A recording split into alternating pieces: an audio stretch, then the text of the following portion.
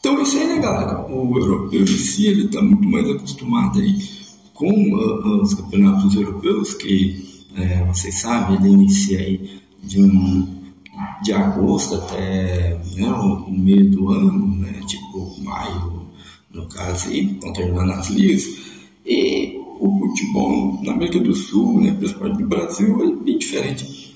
E eles têm outra dinâmica e os técnicos não querem aceitar isso, principalmente os europeus, não é mesmo? Então fica essa disputa. A gente jogou todas as partidas, né? Nossos times já estão cansados, esse Mundial não serve para nada, a gente nem queria participar. Tem muito desse discurso aí. Nossos jogadores estão cansados, sempre batendo nessa tecla, mas quando ganham, é sempre ou não, mas os times europeus sempre teve uma hierarquia muito maior do que os times da América do Sul, o restante do mundo.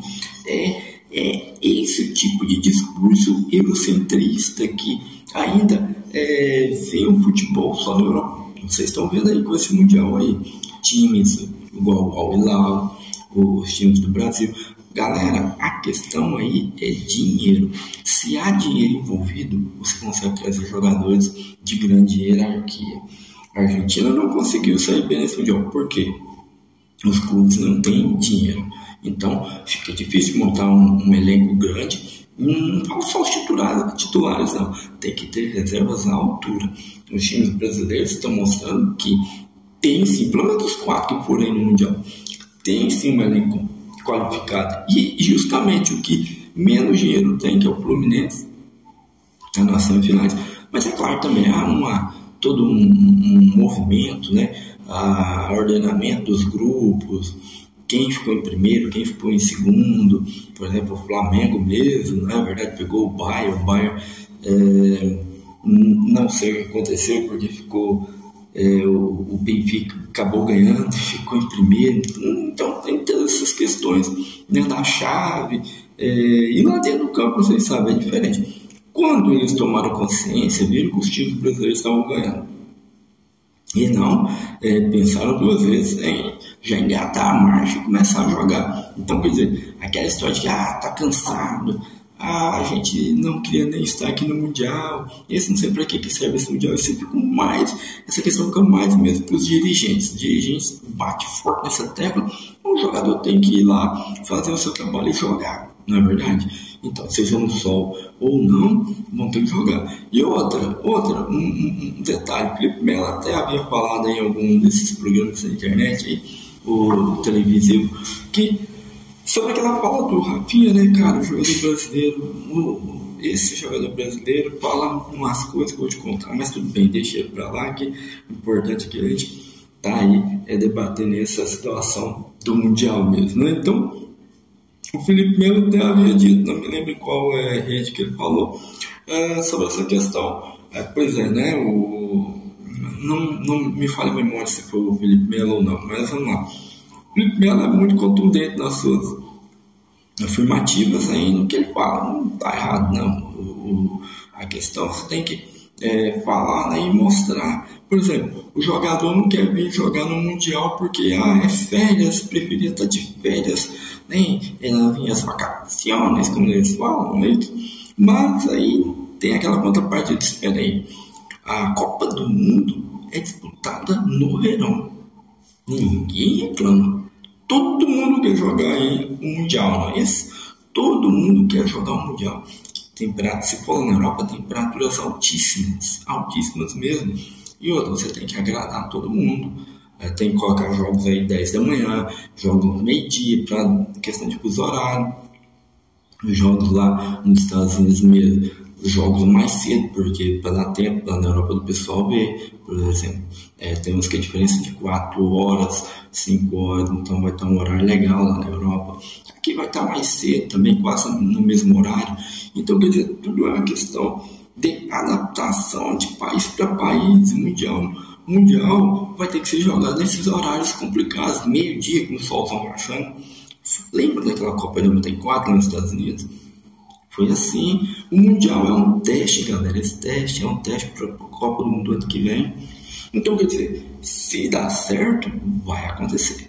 Se for dessa maneira que está aí no Mundial, vai ter jogo a todo momento aí. E eu não quero, né, pensar ou dizer que vai ser diferente, porque não vai. Mundial, cara, você vai jogar lá no México, meio-dia, vocês vão ver. O Canadá não tem tanto jogo de futebol no Canadá para a gente ter uma ideia, né, sobre como vai estar a temperatura, mas que também vai estar bem quente, né? E chuva igual nos Estados Unidos. Então, galera, não adianta essa conversa, os europeus falam que não dá para jogar. O ano que vem vão ter que jogar no solzão de novo lá nos Estados Unidos.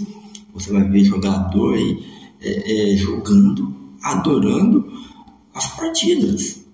E jogador que reclamou que preferia estar de férias, será que vai abdicar de uma seleção, por exemplo, a seleção brasileira, para não querer ir no Mundial? Não vai querer um jogador europeu, um polonês ou um italiano?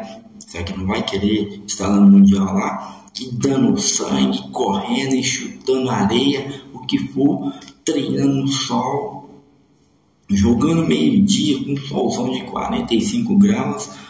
Duvido muito que eles não queiram ir. E um técnico como o Maresca aí do Chelsea vai querer estar na Copa. Só que não está em nenhuma seleção, né? Mas para ele vai ser muito bom também a vitrine. Se estivesse, mas não vai estar, claro. Então, quer dizer, não adianta essa choreira do time europeu, cara. O time europeu, ele chora muito e tem muita grana, né? Queria ver você chorar sem dinheiro aqui no Brasil para montar uma equipe razoável, igual o Boca, né? Que não conseguiu ir muito longe. Então, quer dizer, tem muita conversa e pouca ação. Os caras querem ganhar no grito, os caras querem ganhar na conversa. Os caras querem chegar lá no campo e falar assim, mas a temperatura estava assim, mas a gente ganhou. Mas aqui é o Chelsea, aqui ganha mesmo. Aqui é o Real Madrid, nós ganhamos de qualquer jeito, no sol, na chuva, 40 graus, 50 graus. Mas antes dos jogos, ou durante todo o período aí, reclamam demais mesmo. E na hora lá de jogar, vão ter que jogar. E se não ganhar, vão ser criticados. E não adianta falar que o futebol sul-americano é pior do que o europeu, porque os maiores craques saem daqui da América do Sul. Os jogadores brasileiros, vem aí esse Mundial, os artilheiros aí. Qual é o país que levou mais jogadores para esse Mundial? O Brasil, seguido da Argentina. Então, quer dizer, as estatísticas estão aí. O europeu, ele não tem o pé de obra, né, que é o jogador de excelência igual o Brasil tem, e a Argentina, e tem que buscar aqui. Eu queria ver os europeus jogando com o seu nativo, nascido lá. E o europeu, não fala aquele que é filho de imigrante, vai para lá, nasce e vira jogador. Não, eu quero ver aquele europeu, aquele mesmo, que eles falam que eu sou europeu. Eles não gostam de imigrantes, igual fazem com os negros lá na França. Se o negro na França que joga na seleção ganha, ele é francês. É outro problema, né? E se perde, quem perdeu não foi a França, perdeu foram os negros. Você viu lá a França quando ganhou o Mundial? Qual música que eles cantaram? Foi lá uma música francesa? Não foi. Uma música africana. Porque 80% dos jogadores franceses hoje são de origem africana. Uns são naturalizados, ou são filhos de imigrantes ilegais que conseguiram viver lá, e o filho nasceu lá na França, um exemplo, né? Assim tem na Alemanha também. Assim, eu nunca tinha visto essa quantidade tão grande de imigrantes jogando em seleções como aí Alemanha, né? Inglaterra um pouco menos, mas tem também Espanha, Espanha é muito xenofóbica, né? Tem que falar isso, galera, porque é uma realidade do mundo e eles buscam lá na África, principalmente, o seu pé de obra, porque a África, país pobre, todo jogador, ele vai naturalizar, com certeza. Igual em Portugal, os caras que saem de Angola, saem de Moçambique, vão lá para Portugal. O brasileiro mesmo vai para Portugal, o jogador vai ter a seleção, mas não é europeu. Nasceu lá no território, mas é um imigrante, né, que conseguiu. Mas, dito isso, os times europeus reclamando demais, porém tem que dar mais força e gás aí nos campos, né, para superar o Petit.